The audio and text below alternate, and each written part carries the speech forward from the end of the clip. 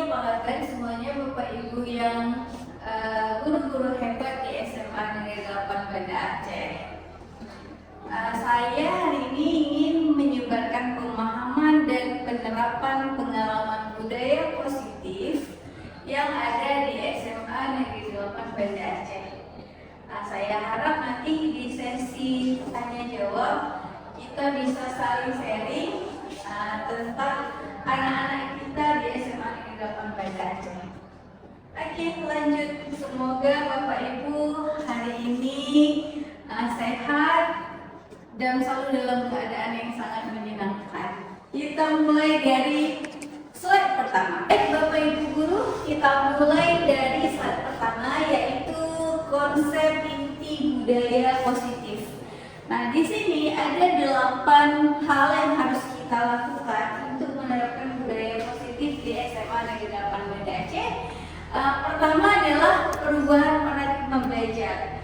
Perubahan paradigma belajar itu selaku kita sebagai guru di SMA Negeri 8 Banda Aceh, kita harus bisa menerima semua perubahan secara kultur nasional dan internasional. Nah, yang kedua adalah disiplin positif. Kita akan menerapkan disiplin positif terhadap anak-anak dan sesama guru. Dan yang ketiga adalah nilai-nilai kebajikan. Nilai-nilai kebajikan harus kita jadikan follow up untuk contoh bagi anak-anak kita. Yang keempat adalah motivasi perilaku manusia, yaitu bagaimana kita berlaku sebagai seorang manusia terhadap sesama, terhadap yang lebih muda, dan bagaimana kita berlaku sebagai seorang manusia terhadap sesama, terhadap yang lebih muda dan yang lebih tua. Yang kelima ada 5 kebutuhan dasar manusia. 5 kebutuhan dasar manusia itu saya rasa nanti Bapak Ibu akan mengenal lebih lanjut. Saya akan jelaskan di slide berikutnya. Ada yang keenam, keyakinan kelas. Ini harus dimiliki oleh setiap kelas di SMA Negeri 8 Banda Aceh. Yang ketujuh ada 5 posisi kontrol sebagai guru. Jadi kita sebagai guru harus punya 5 posisi kontrol dari penghukum sampai ke manajer. Dan terakhir segitiga restitusi. Segitiga restitusi ini harus diterapkan di setiap kelas, bahkan di sekolah secara menyeluruh. Oke, kita lanjut ke slide berikutnya. Semoga yang saya jelaskan tidak terlalu cepat, mohon diberitahu. Selanjutnya adalah pembelajaran dengan paradigma baru. Nah, pembelajaran dengan paradigma baru itu adalah kerangka atau cara berpikir yang harus kita gunakan sebagai seorang guru untuk memahami dan menjalani pada saat proses pembelajaran. Nah, di proses pembelajaran yang Bapak Ibu lakukan sehari-hari, itu Bapak Ibu harus bisa menerima pandangan dari siswa. Misalnya siswa punya ide baru nih, atau mereka punya kreatif thinking yang sesuatu yang baru yang mereka dapatkan, apakah itu dari isu kehidupan atau mungkin kalau sekarang kan sudah mulai dengan media sosial. Mungkin mereka dapatkan informasi baru dari TikTok, dari Instagram, dari Facebook, ataupun dari media-media lain. Nah, itu harus kita terima terlebih dahulu, jangan langsung kita vonis itu salah. Setelah kita terima, baru kita telah apakah itu berita hoax atau berita yang asli. Nah, jangan langsung ketika kita terima, kita sharing, langsung kita bantah, atau langsung kita terima, kita berikan acungan jempol. Jadi harus disaring dan di-sharing. Oke, jadi saring dulu sebelum sharing. Oke, kita lanjut ke slide berikutnya. Tapi sebelum lanjut, di sini ada peta. Ini adalah peta konsep untuk paradigma baru. Kenapa di peta konsep ini ada yang paling inti adalah profil belajar Pancasila. Itu disebabkan sekarang untuk kurikulum merdeka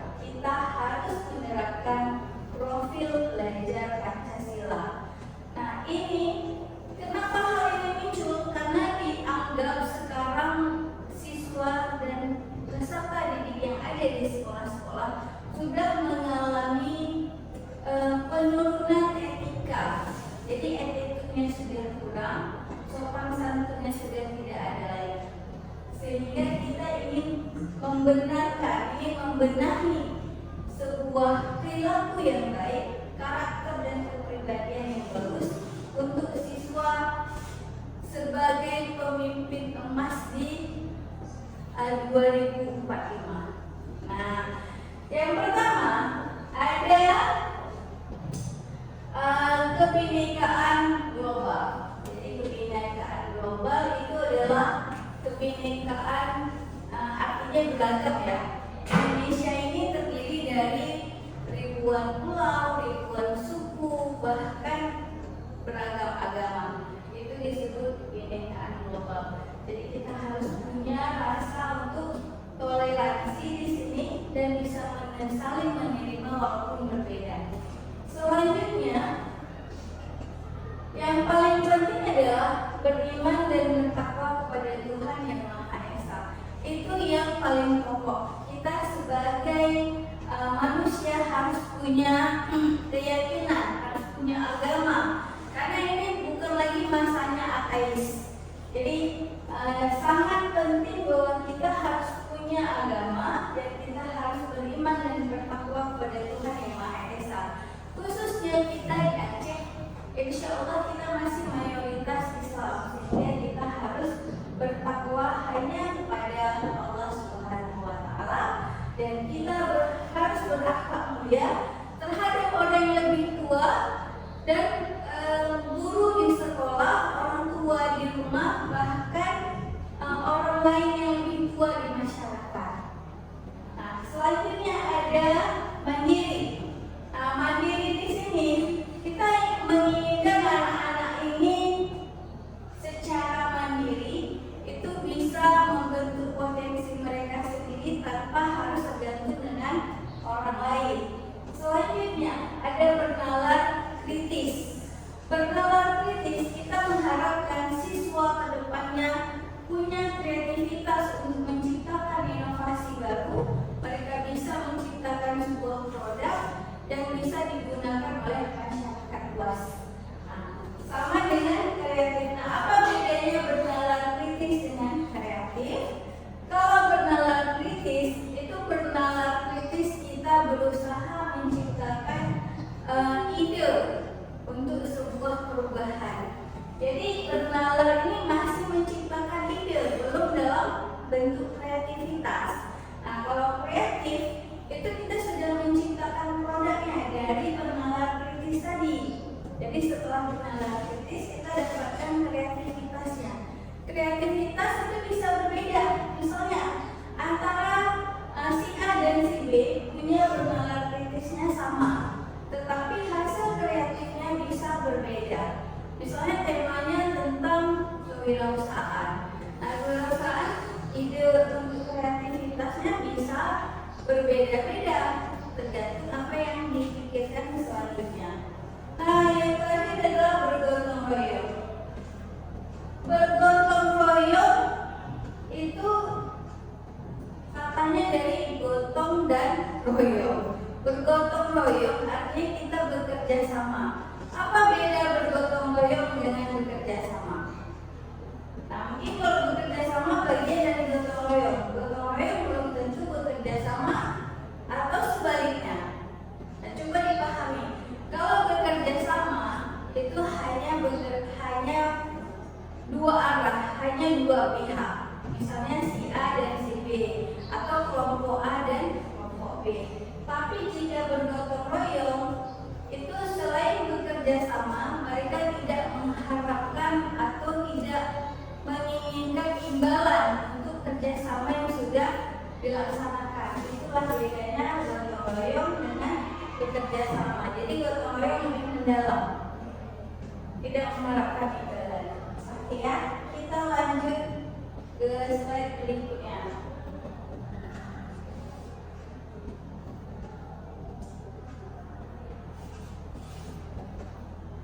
Oke, di sini ada disiplin positif dan nilai kebajikan. Nah, tujuan disiplin positif dan nilai kebajikan itu adalah membentuk perilaku dan karakter positif pada siswa. Saya rasa kita semua sudah tahu. Kemudian konsepnya itu adalah untuk mewujudkan budaya positif yang ada di sekolah. Nah, di sini disiplin positif itu pengertiannya adalah pendekatan dalam mendidik atau mengelola perilaku anak yang fokus pada hubungan yang sehat, kemudian saling menghormati, saling menghargai dalam pembelajaran jangka waktu panjang daripada hubungan. Jadi fungsinya adalah membantu anak-anak belajar mengelola diri mereka, memahami konsekuensi dari tindakan mereka, dan bertanggung jawab atas perilaku yang sudah dibuat. Oke, kita lanjut. Ada nilai-nilai kebajikan. Nah, nilai-nilai kebajikan ini apa saja? Itu adalah prinsip-prinsip moral dan etika yang membimbing individu untuk bertindak dengan integritas. Kemudian selainnya apa? Ada kebaikan dan keadilan.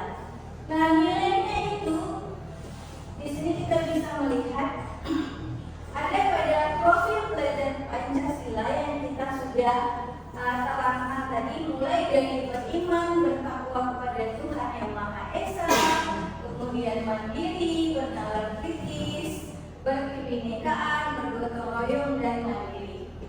Ada satu lagi, dan ini adalah sikap murid. Ini diambil dari IPO Primary Years Program atau PYP, yaitu ada toleransi, rasa hormat, integritas, mandiri, menghargai, antusias, empati, pengetahuan, kreativitas, kerjasama, percaya diri, dan komitmen. Oke, kita lanjut. Ada 3 perilaku manusia. 3 perilaku manusia itu pertama, untuk menghindari ketidaknyamanan atau hukuman. Kita tahu nih anak-anak sering sekali kadang-kadang dia main kucing-kucingan atau lari-larian sama kita, takut dihukum padahal dia tahu dia salah. Nah, yang kedua, untuk mendapatkan imbalan atau penghargaan dari orang lain. Setiap manusia tuh pasti berbuat sesuatu karena ada tujuan. Tujuan utama adalah pasti dia mengharapkan sebuah imbalan atau penghargaan, ada sesuatu yang diberikan hasil dari payahnya. Jadi jika anak-anak sudah melakukan sesuatu, artinya mereka sudah buat tugas, itu berikanlah reward. Rewardnya boleh berupa reward secara verbal, ujian, atau reward berupa nilai. Nah, bisa berikan nilai dia lebih positif, atau secara integritas berikan dia bentuk bintang. Nah, pajang itu di depan. Jadi di setiap kelas usahakan punya mading atau punya styrofoam yang ditempel di dinding, dan Bapak Ibu bisa memberikan bintang setiap anak yang punya hasil yang lebih bagus. Misalnya untuk contoh 3 kali siswanya menjawab, maka dia mendapatkan 1 bintang. Nah, kalau baru satu saja jawaban yang bisa dihasilkan oleh siswa tersebut, berarti dia hanya mendapatkan pujian secara verbal, belum bisa mendapatkan integritas tadi secara bintang, gitu kan? Kemudian yang ketiga, untuk menjadikan orang yang mereka inginkan dan menghargai diri sendiri, atau itu biasa disebut dengan pengakuan nilai-nilai yang mereka percaya. Jadi kita kadang-kadang anak-anak ini caper atau mencari perhatian gurunya karena berharap gurunya tahu dia ada di kelas itu. Makanya ada siswa yang kadang-kadang bertingkah untuk mencari perhatian dari gurunya. Nah, oke, next kita lanjut. 5 kebutuhan dasar manusia. Di 5 kebutuhan dasar manusia ini real.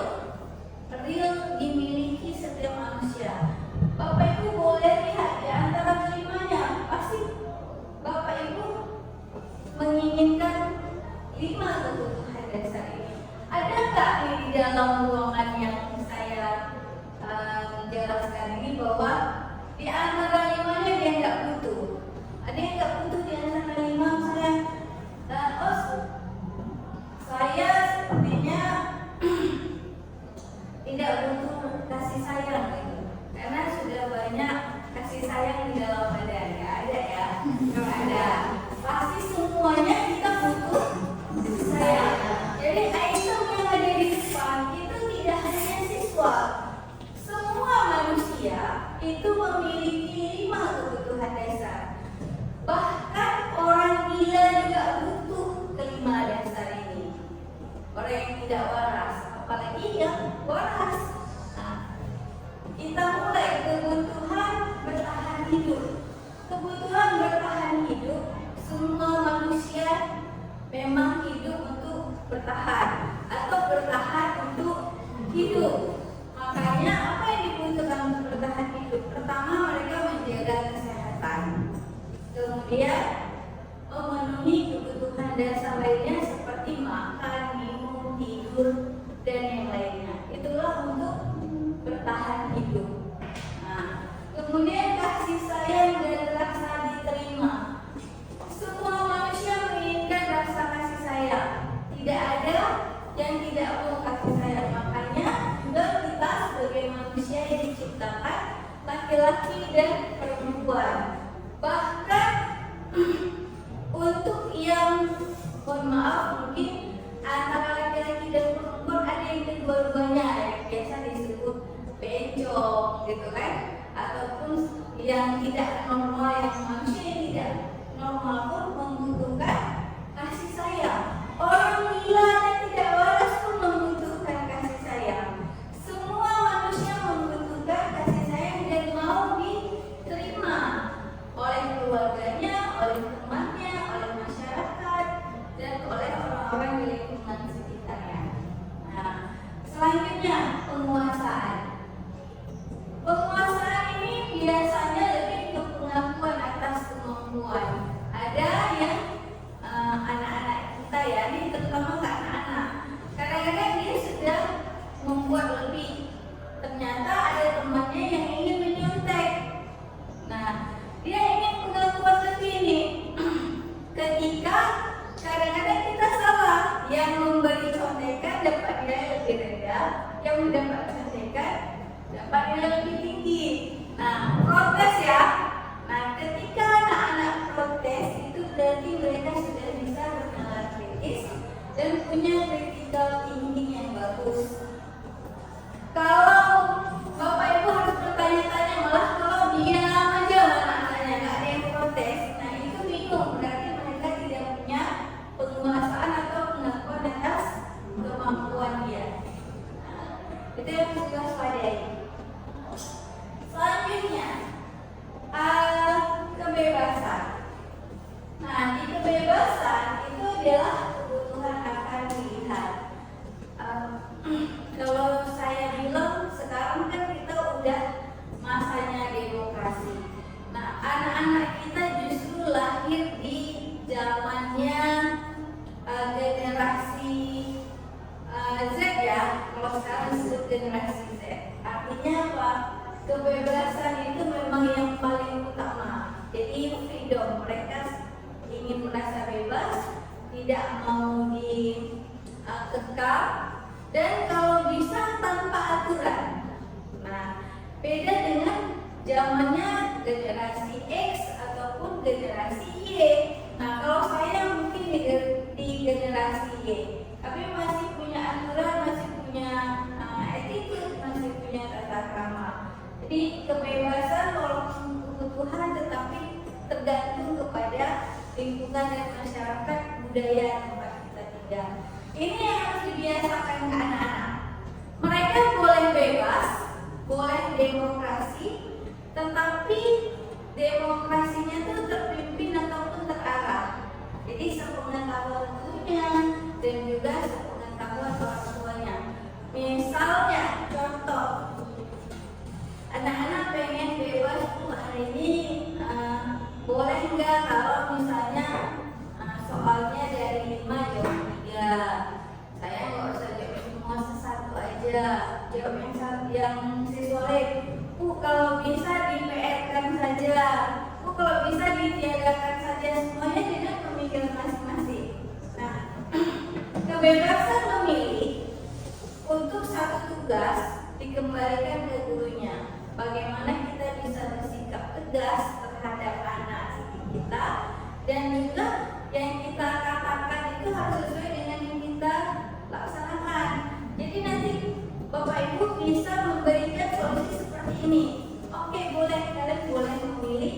tugasnya mau mengerjakan 2, 3, 5. Tetapi konsekuensinya nilai sesuai yang sudah dikerjakan. Kamu kerjakan 5, maka nilai kamu 5. Kamu kerjakan 1, nilai kamu 1. Kamu kerjakan 3, berarti nilainya 3. Tidak dikerjakan berarti tidak punya nilai. Kalau mereka mau seperti itu, berarti kita lanjut. Nah, jadi seperti itu ya untuk pemikiran kebebasan. Nah, kemudian kesenangan. Semua manusia punya kebutuhan untuk merasa senang. Jadi kalau misalnya tidak senang atau tidak nyaman, maka apapun yang diberikan itu tidak akan menghasilkan output yang bagus, terutama anak-anak. Nah, bagaimana kita membuat anak-anak merasa senang? Itu adalah pertama, kita harus mengetahui dulu karakter mereka. Anak-anaknya tahu nggak kalau misalnya ada yang kinestetik, ada yang auditory, gitu kan? Jadi ada anak-anak yang memang dia sukanya bergerak.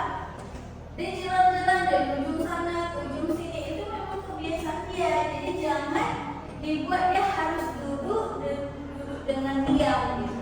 Itu tidak baik. Tidak baik untuk perkembangan otaknya dan perkembangan secara psikis dia. Nah, jadi harus diketahui terlebih dahulu anaknya tipe seperti apa.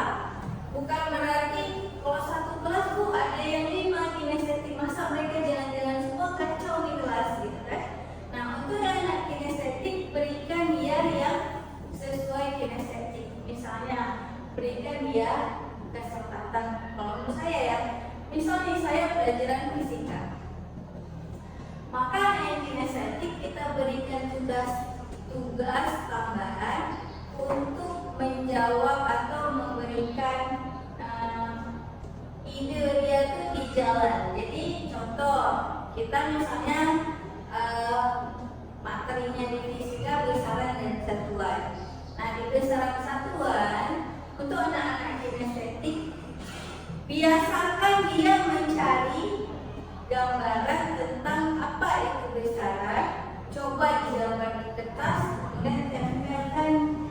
Bapak Ibu bisa konsepkan dengan membawa lembar kertas lain di tempat menempel bagi anak-anak yang kinestetik. Jadi dia akan berjalan. Buatkan satu mikroskop di bagian sudut belakang, jangka sorong di sebelah kanan, kemudian mikrometerskop di sebelah kiri. Nah, setelah dia selesai menggambar, setelah dia selesai membuat, dia bisa tempelkan untuk berjalan. Nah, jadi dia suka jalan-jalan. Nah, untuk anak yang memang anaknya auditory hanya mendengar, jadi kita ketika mengajar harus punya metode. Mungkin tidak hanya menggunakan PPT, tapi juga semacam permainan. Jadi supaya anak-anak yang kinestetik dia semangat untuk mengingat pembelajaran lewat bermain. Oke ya, kita lanjut ke slide berikutnya. Di sini ada 5 posisi kontrol. Nah, pertama itu ada penghukum. Nah, boleh nggak nih? Saya sharing dulu sedikit.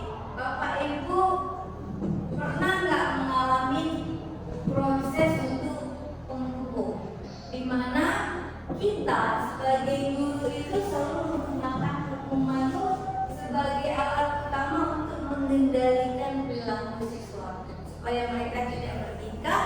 Jadi kita langsung gimana ya? Kamu push up karena terlambat. Oh, kamu jangan banyak jalan-jalan. Berdiri di pojok, angkat kaki sebelah kiri gitu. Nah, itu adalah bagian dari menghukum. Nah, pernah nggak mengalami hal ini? Ya, untuk Bapak Ibu nih, kan selama ini kita udah memahami. Maksudnya anak-anak kita kalau di SMA Negeri 8 itu juga bervariasi atau heterogen. Pernah nggak mengalami sebagai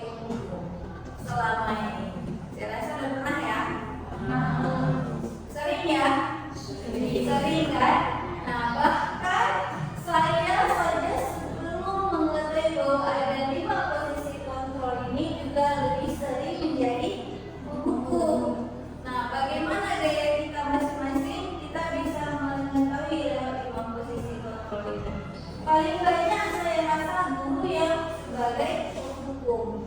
Nah, apa ciri-cirinya kalau guru penghukum?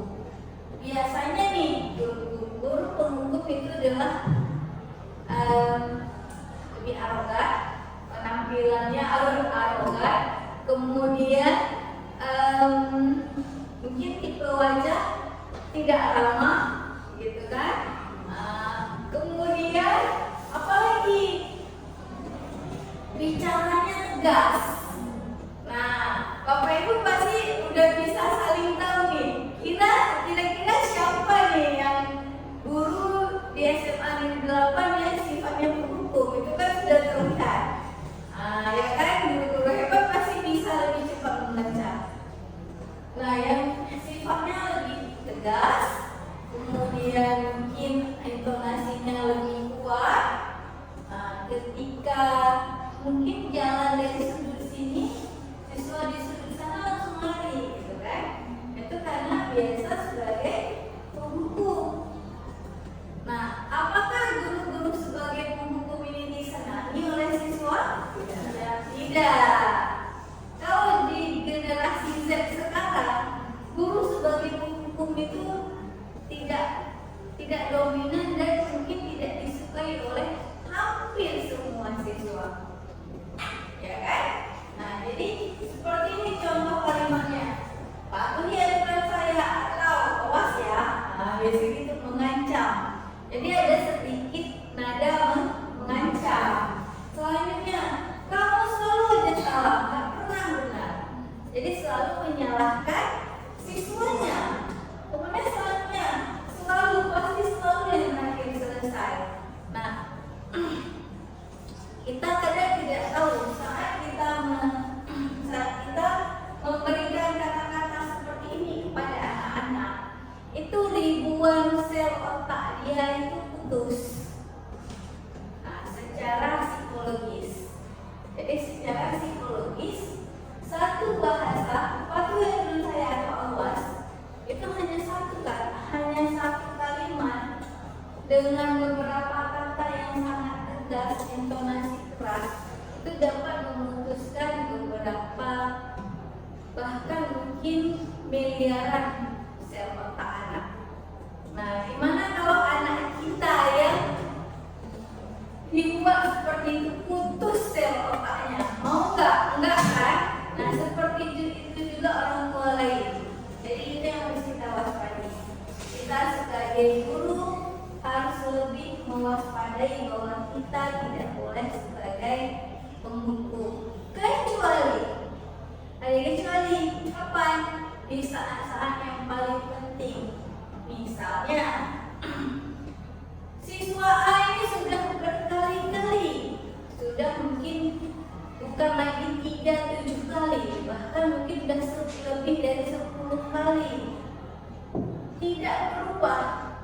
Setelah dibina berkali-kali tidak berubah, itu wajar kita menjadi seorang penghukum. Tapi ingat, hanya pada siswa yang betul-betul dosisnya sudah sangat parah. Oke, kita lanjut posisi kedua sebagai pembuat merasa bersalah. Nah, ini jarang gurunya ada, tapi di sini kan disebutkan di mana guru berusaha mengendalikan perilaku dengan membuat siswanya merasa bersalah atas tindakan mereka atau malu. Nah, kalau membuat merasa bersalah itu lebih ke bullying sebenarnya. Nah, guru di sini bersikap membuli siswa. Nah, guru seperti ini jarang, tapi terkadang tanpa terasa kita sudah membuli siswa kita tanpa sengaja secara verbal. Nah, ini biasanya bully secara verbal. Jadi gurunya membuat siswa merasa bersalah. Guru ini kriterianya bukan guru yang tegas, guru yang biasa-biasa saja, bicaranya juga lembut, tetapi nyelekit ya kalau bahasa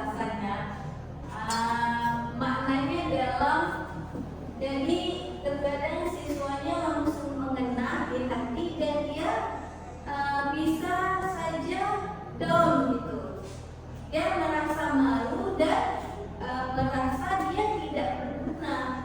Nah, jadi seperti itu. Nah, di sini contohnya ibu sangat kecewa sekali dengan kamu.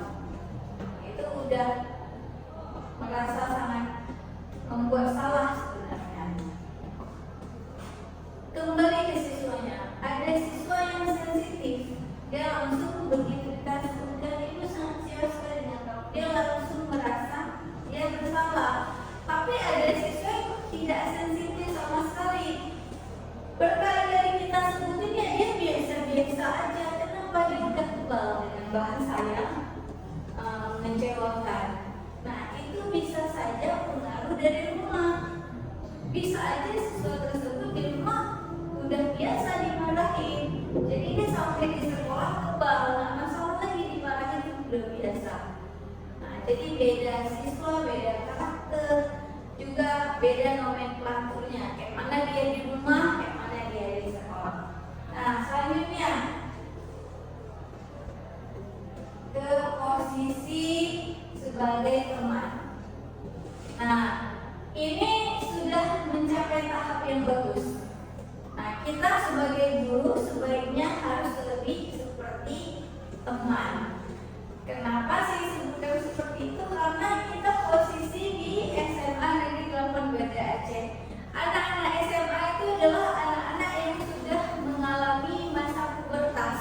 Mereka mengalami pubertas di masa SMP. Berarti di SMA mereka sudah lebih dewasa dan sudah bisa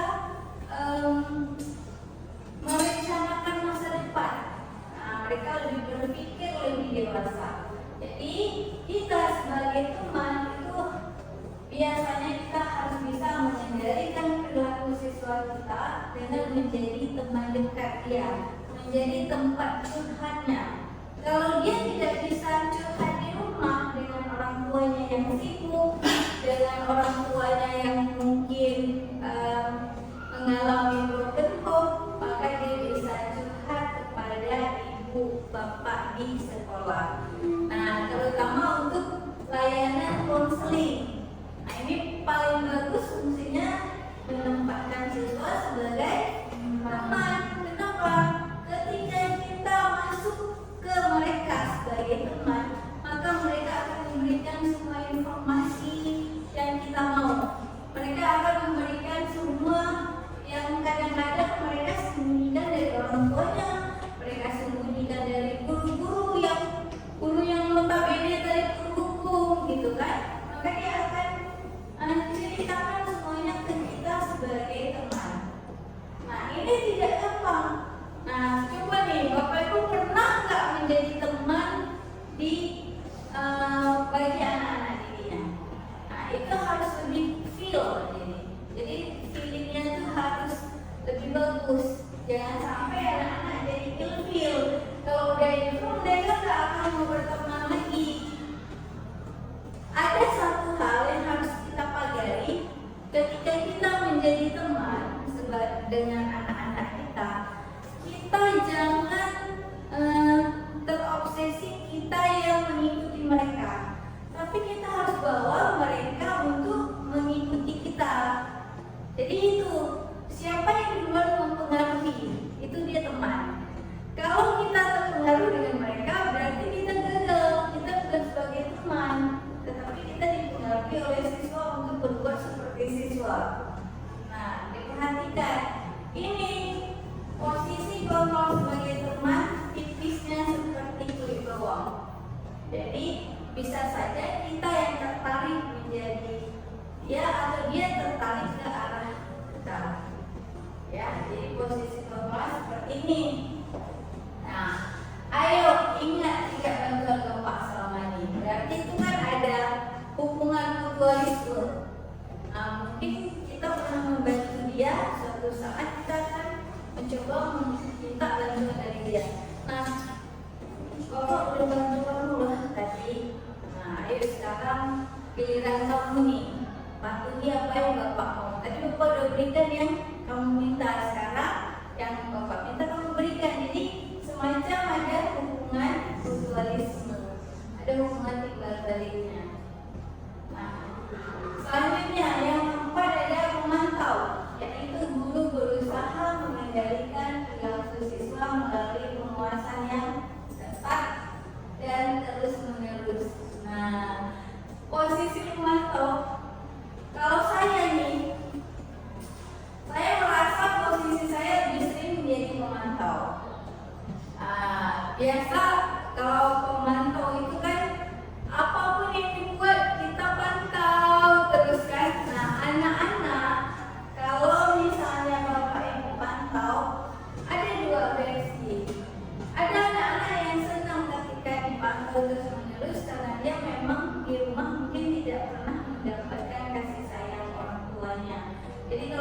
yang memperhatikan dia terus menerus, itu dia merasa senang. Ada juga anak-anak yang tipikalnya jengah kalau dipantau terus. Jadi kita harus lihat dulu karakteristik siswa. Dia cocok nggak kita terapkan sebagai pemantau atau tidak. Nah, jadi ini kalau misalnya ada yang salah sedikit, kita tahu bahwa dia punya salah. Nah, kalau misalnya dia senang dipantau, dia akan bertanya, "Oh, saya bagusnya buat seperti ini ya?" Dia akan bertanya sendiri, tanpa harus kita yang beritahukan. Nah, biasa bahasanya seperti ini. Apa yang kamu melakukan? Gitu kan? Peraturan apa saja yang selama ini sudah kamu tahu di SMA Negeri 8? Jadi semacam itu untuk memantau. Nah, yang kelima yang terakhir adalah fungsi sebagai manajer. Di sini guru berfungsi sebagai pertama fasilitator. Fasilitator itu adalah yang bisa menyediakan layanan terbaik untuk siswanya. Kemudian sebagai pembimbing. Pembimbing ini nggak gampang. Membimbing itu tidak hanya mengajar di depan, misalnya apa ilmu fisika, apa berdasarkan metode dan lainnya. Tetapi juga membimbing dia dalam menjawab soal-soal yang sulit. Membimbing dia ketika dia terjatuh dalam artian dia punya masalah di rumah, atau dia punya masalah dengan temannya, atau dia punya masalah kesehatan. Nah, itu disebut sebagai pembimbing. Jadi kita harus selalu membimbing terus-menerus apapun yang ingin dilakukan siswa tersebut, bahkan untuk capaian dia ke perguruan tinggi nanti. Nah, selanjutnya membantu siswa untuk mengembangkan kemandirian, tanggung jawab, dan kemampuan untuk mengelola perilaku mereka sendiri. Nah, di sini benar tugas manajer, tetapi dari semua posisi kontrol kita sebagai guru, yang kelima yang paling bagus. Nah, Bapak Ibu diharapkan semuanya bisa sebagai manajer. Manajernya paling bagus. Jadi kita lebih mengenal siswa, kemudian kita istilahnya mengembangkan bakat yang dimilikinya. Karena beda siswa beda bakat. Ada siswa yang misalnya dia sukanya olahraga, maka dia harus kita kembangkan bagian olahraga. Ada siswa yang memang sukanya dia nyelontek aja, asik ngomong aja, itu usahakan dia untuk di debat. Nah, kemudian ada siswa yang memang malas ngomong, malas berinteraksi atau introvert. Nah, siswa tersebut bisa dijadikan ke saintis, jadi kasih dia soal yang sulit, bisa untuk ikut olimpiade. Gitu. Jadi beda siswa, beda bakatnya, beda minatnya, dan juga beda karakternya. Oke, dari kelima posisi kontrol ini bagaimana? Apakah Bapak Ibu bisa paham bahwa Bapak Ibu berada di posisi kontrol yang mana? Jika masih berada di posisi kontrol yang pertama, hukum, ayo kita coba ganti ke posisi kedua. Karena tidak mungkin dari satu lompat terus ke 5. Jadi semua harus bertahap, harus step by step. Jadi kalau Bapak Ibu sudah di posisi 2, itu ayo usahakan pindah ke posisi yang ketiga. Nah, kalau sudah di ketiga itu sudah bagus. Kenapa? Sudah berusaha menjadi teman. Hanya tinggal 2 lompatan lagi ke pemantau dan langsung ke manajer. Oke, semoga Bapak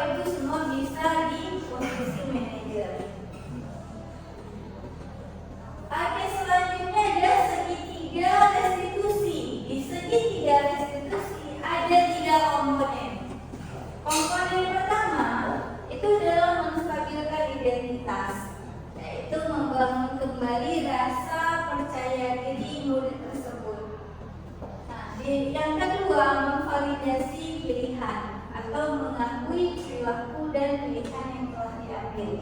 Yang ketiga adalah mengajarkan pilihan yang lebih baik, mengarahkan murid untuk mengambil keputusan yang lebih baik di masa depan. Ketiga ini sulit kita lakukan sebagai guru. Karena kenapa? Selama ini kita sudah sering sebagai guru. Nah, saat kita ingin kembali menjadi guru yang lebih baik, mungkin kita masih ke level paling aman di sebagai teman. Nah, sebagai teman, untuk menstabilkan identitas kita masih mampu. Tetapi kalau untuk memvalidasi pilihan sepertinya masih kurang. Jadi kita kadang-kadang gimana ya? Kita semacam harus bingung memilih. Ini siswa sebenarnya udah salah. Kenapa harus kita benarkan yang dia lakukan salah? Setiap misal contoh nih, siswanya terlambat, kita tahu dia salah, dia terlambat. Kita nggak bisa membenarkan. Kalau kita benarkan dia boleh terlambat, besok dia terlambat lagi. Jadi kata kuncinya itu berbeda. Kalau stabilkan identitas, saya rasa Bapak Ibu itu sudah bisa semua. Karena di sini bisa dilihat, tiba-tiba itu terlihat bahwa bagian menstabilkan identitas, pertama, setiap orang pasti pernah melakukan kesalahan. Itu kata kuncinya. Nah, setiap orang pernah melakukan kesalahan. Nah, ketika kita sebutkan seperti itu, anak-anak sedikit lebih, alhamdulillah ini sepertinya baik gitu kan. Alhamdulillah ibu bisa menerima saya. Atau kamu bukan satu-satunya yang pernah melakukan kesalahan ini. Jadi dia tidak merasa bahwa dia itu sebagai orang yang jahat, dia orang yang selalu berbuat salah. Dua bahasa ini kata kunci untuk menstabilkan identitas. Harus Bapak Ibu ingat baik-baik.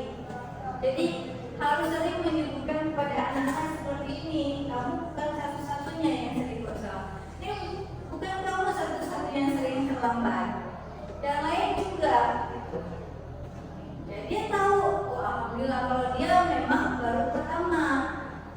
Berbeda kalau siswanya sudah berkali-kali terlambat, atau siswa sudah berkali-kali bajunya selalu di luar, karena dia masukkan bajunya ke dalam. Itu berbeda. Untuk inilah yang harus kita yang stabilkan. Karena kita yang tahu siswa ini sudah berapa kali dia buat kesalahan. Siswa yang di berapa kali dia buat kesalahan. Kita lah yang tahu sebagai gurunya. Kalau kita nggak tahu, berarti kita bukan gurunya. Berarti kita abai, berarti kita cuek sama guru, sama siswa kita. Nah itu dia. Oke, selanjutnya memvalidasi. Divalidasi tindakan yang salah, kata kunci cuma dua. Kamu tentu punya alasan mengapa harus melakukan itu. Jadi dia harus punya alasan. Apa fondasi dia melakukan kesalahan? Kemudian adakah cara yang lebih efektif untuk mendapatkan apa yang kamu butuhkan? Contoh ya yang sini. Ada siswa yang memang terkadang dia selalu terlambat datang ke sekolah. Nah, ketika kita sebutkan stabilitas, identitas, jadi bukan kamu satu-satunya yang terlambat. Dia udah paham. Dia pasti bilang maaf ya Bu. Nah, kemudian bagian kedua, validasi tindakan yang salah. Kamu pasti punya alasan kenapa terlambat. Seseorang itu tidak mungkin dia terlambat kalau dia tidak punya alasan. Gak mungkin siswa itu keluarin baju keluar kalau ada alasan. Pasti ada alasan. Alasan paling kecil biar keren. Kan? Apalagi ini kan anak SMA. Anak SMA ini kan gayanya lebih tinggi. Karena gayanya lebih tinggi, biasanya anak SMA ini malah seperti ini loh. Bajunya kenapa setengah di luar, setengah di dalam? Karena memang sudah sekarang lagi ngetren bajunya setengah di luar, setengah di dalam.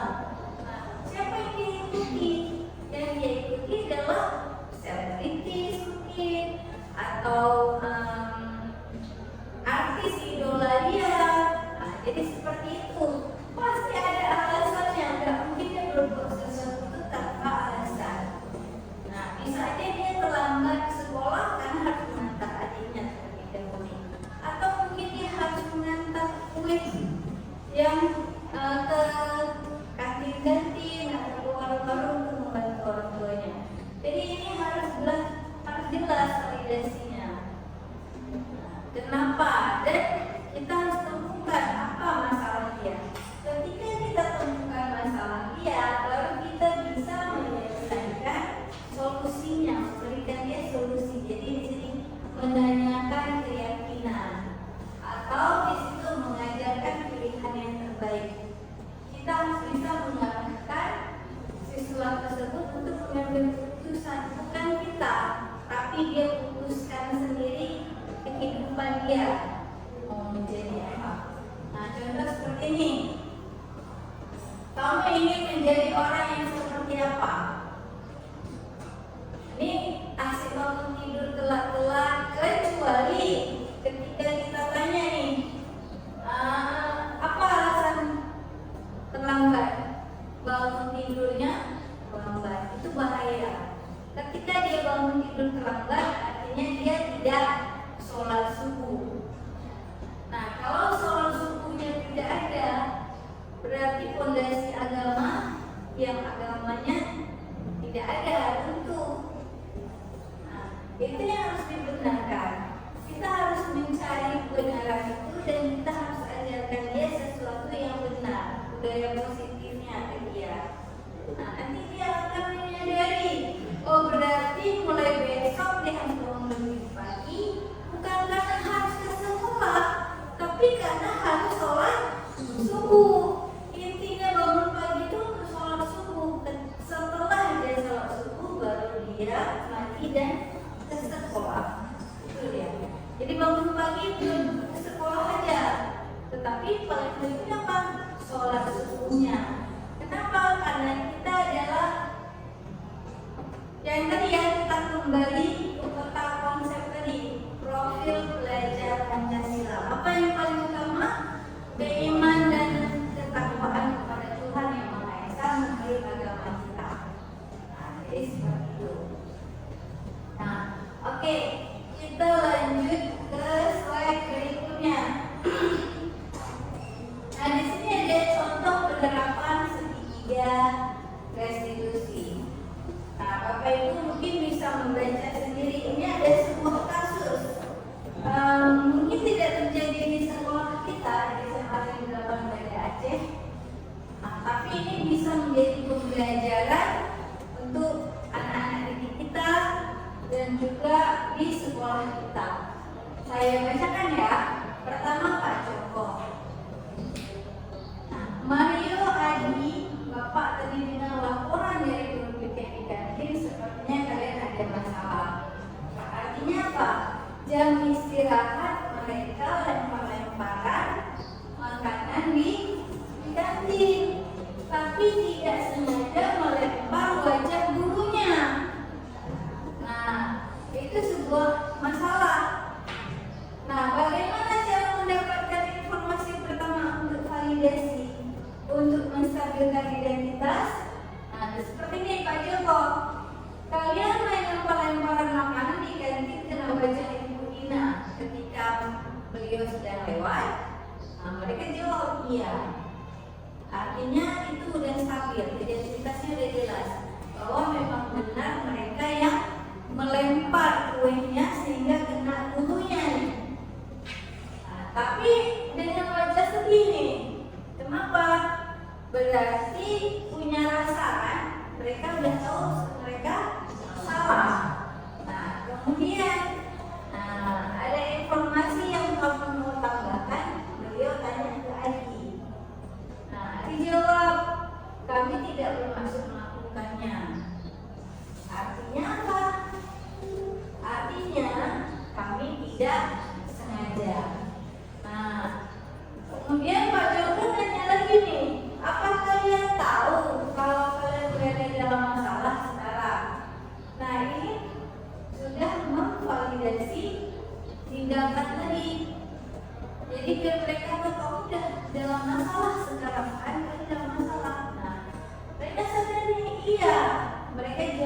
iya.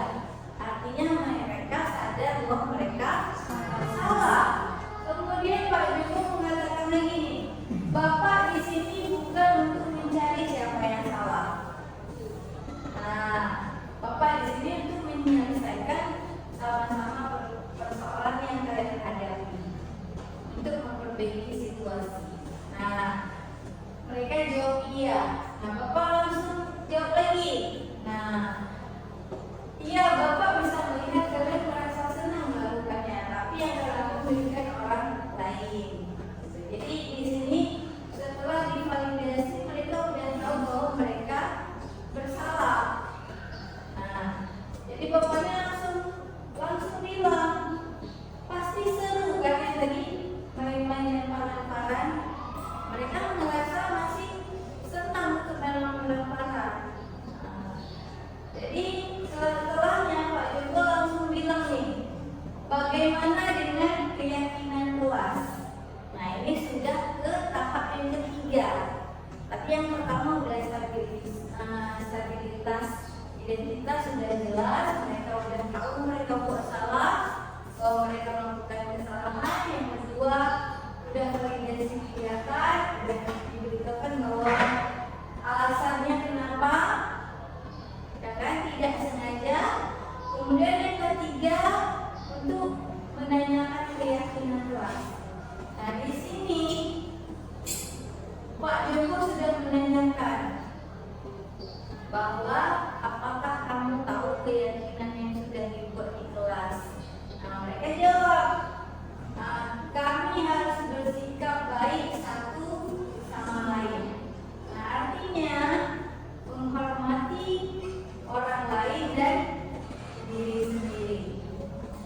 Nah, jadi Pak Joko sebutkan lagi. Nah, kalian berdua ingat dengan baik keyakinan kelas. Nah, bahwa lemparan-lemparan makanan itu tidak baik. Nah, jadi lanjut. Mereka tahu bahwa itu tidak baik. Mereka jawab tidak. Nah, tapi untuk mendapatkan rasa senang aja. Anak-anak kan suka tuh. Nah, untuk main-main aja. Menurut Bapak ada cara untuk mendapatkan rasa senang tanpa merugikan orang lain. Bagaimana? Bapak ini tidak memberikan jawaban, tapi menanyakan ke mereka. Nah, mereka jawab iya. Nah, sekarang untuk mengindahkan keyakinan kelas, besok kita ke kantin dan kalian bisa berperilaku lebih baik lagi. Jadi besoknya kalau ke kantin harus lebih baik lagi tanpa harus lemparkan makanan. Oke, itu salah satu mungkin contoh yang bisa kita terapkan di sekolah kita. Anak-anak kita tidak hanya di kantin, bisa saja di kelas. Ketika kita sedang mengajar, anak-anak itu sering lempar-lemparan stipul, lemparan pulpen, ya kan? Nah,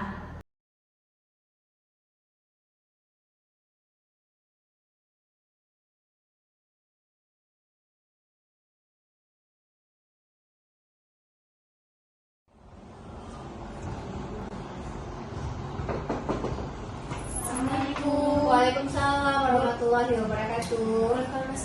Silahkan.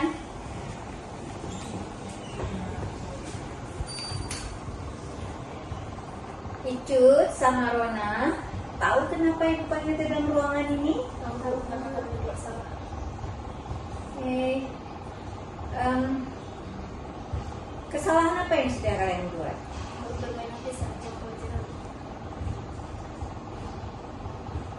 Kenapa bermain HP saat jam pelajaran? Saya lupa membawa buku, jadinya belum masuk sekolah. Rona? Saya tidak masuk minggu lalu, Bu, jadi saya tidak mengerti bukunya. Baik, Ibu terima alasannya untuk hari ini. Nah, menurut kalian apakah tindakan kalian itu sudah benar? Kita sudah pernah membuat keyakinan kelas. Masih ingat keyakinan kelas kita bahwa tidak boleh bermain HP saat jam pembelajaran. Nah, jadi bagaimana dengan tindakan ini? Kami minta maaf kalau kami tidak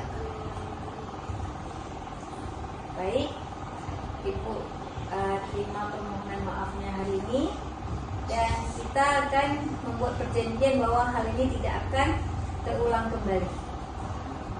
Oke, terima kasih. Silahkan boleh keluar kembali. Terima kasih Ibu. Sama-sama.